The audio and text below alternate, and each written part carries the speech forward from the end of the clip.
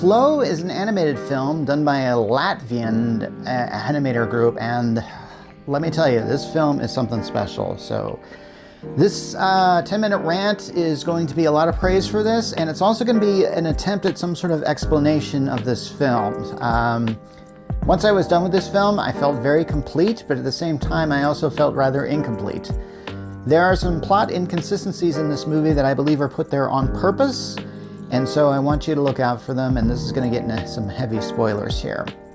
First of all, this film starts out in the way that where I swear it took like 3 minutes for the studio logos to come through. So I take it a lot of people were involved in the making of this, and to get the budget for something like this, I can get it. I'm going to start by saying the animation of this film is very good. The backgrounds are very photorealistic.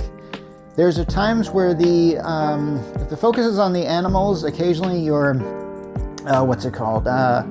uncanny valley instinct will sink in and go like, okay, that looks a little unreal, specifically around the light of the cat. Sometimes the cat is a black cat, but sometimes with the lighting it looks like a white cat.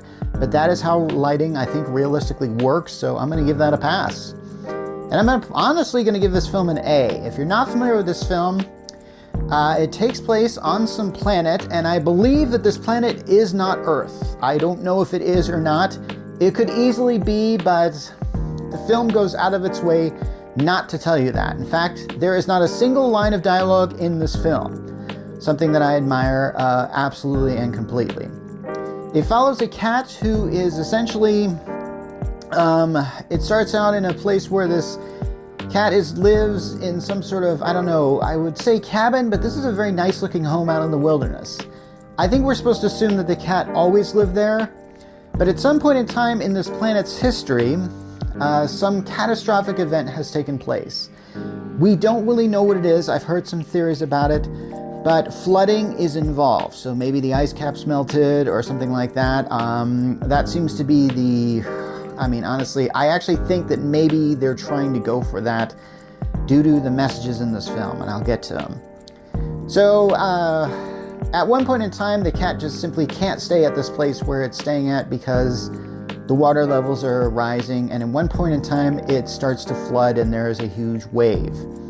Now, this cat is afraid of water, but it does overcome its fear a little, and eventually makes its way to a boat, where it at some point in time meets a capybara. And I think there's like a bigger boat involved, but they actually get a boat that has a sail, and they discover that they can actually steer the boat with the rudder. Now keep in mind, every character in this film is an animal, and a lot of times these animals don't necessarily get along with each other. At the beginning, the cat meets a group of dogs, and the dogs, being dogs, chase the cat. And that's kind of what happens there. So there is, and then this is a really great film, and I'm having a hard time talking about it. But the cat and the capybara are like just going along on the flow, and I believe this title of this film is very well said, because this is what this film is really about. How nature seems to have a certain plan, and we sort of just are just along for the ride at several times, and just like the cat is just sort of flowing along with this thing. Now, the world that this film presents is very odd. I don't think it's Earth, because there are things in this world that don't really make a lot of sense. For example, where this cat lives, there's a lot of sculptures of cat, and at one point I think it's revealed there's a cat that I swear is carved into a mountain. And the cat actually has to go to the top of the mountain just to evade the floodwaters. And this is a huge cat sculpture. I don't know who would take the time to do this. Then again, we've made Mount Rushmore. By we, I mean humans. So later on, the cat and the capybara meet a lemur, and the lemur is just is like a hoarder or something like that. He's just taking things that are like bottles. And by the way, I've noticed in these bottles there are like rolled up notes. So I get the feeling like those could be the last messages of humans, maybe? I don't know. They're flowing along here on this thing, and they meet a bunch of birds. Now, the first time I saw these birds, I thought these were sort of alien birds, and I was thinking like, oh wow, this doesn't take place on Earth after all. Turns out these are secretary birds, and they are indigenous to Earth. I looked them up. They exist.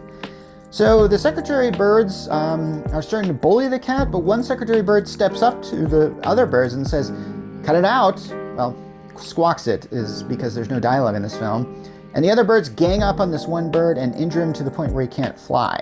So now this bird has to go along with the crew of the cat, capybara, and lemur. And they're all sailing along in their boat. And they meet one of the dogs. Now I could be wrong about the plot, but eventually one of the dogs that was shown at the beginning, I think maybe a yellow lab or something like that, joins the group. And so the cat and dog have to sort of learn to live together here. But actually that yellow lab is pretty friendly. So yeah, that's kind of a bonus there. And so here's the thing. The boat goes through this city. And this city is like, I don't know, it's made of stone. And it's impossible to really tell how high it was. But I'm thinking like, okay, that doesn't look like any kind of city that we would have now. Like there's no metal, there's no glass. It's just sort of this all rocky textures. So I don't know, picture like if an ancient civilization had the ability to make skyscrapers, I think this probably would have been that type of city. Also in the background, there are these giant pillars of rocks that form like almost a hand shape. And when I saw that, I went like, okay, I'm very certain we don't have anything on nature that could have created something like that.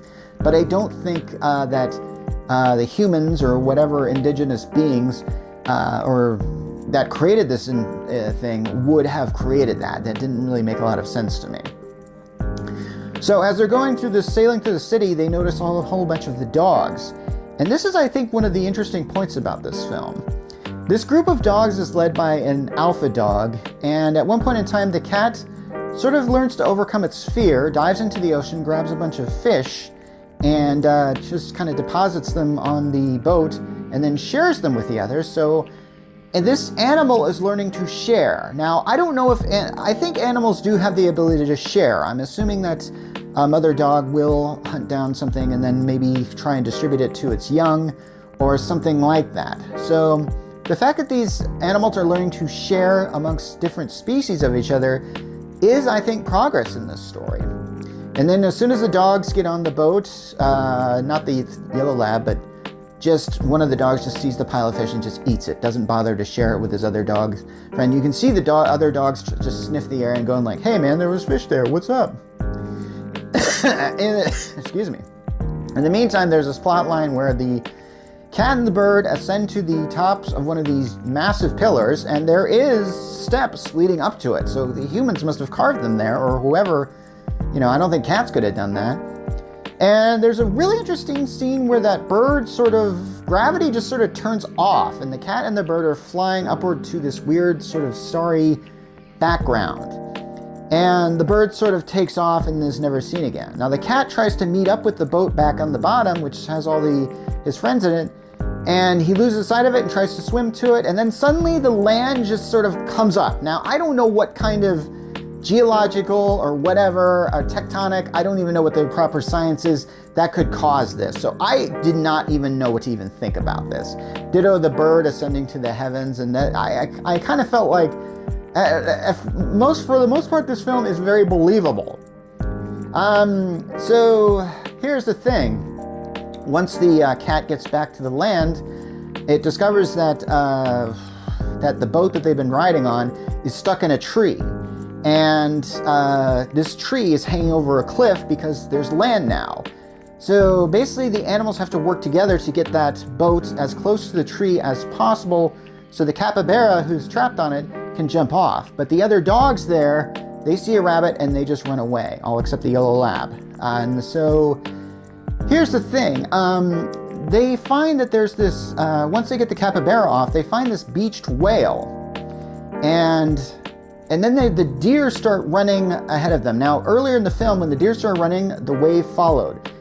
So a lot of people have interpreted this as the waves were going to come and the animals pretty much die. I don't necessarily think that could be the ending, but it is a possible ending, because after the credits sequence, believe it or not, we see the whale swimming, so the waters must have risen again. Personally, I'd like to think that the cat and his animal friends work together and they manage to get out, which I actually believe is possibly the moral of this film, working together. Anyway, this has been Mark Rollins from the Geek Church, signing off.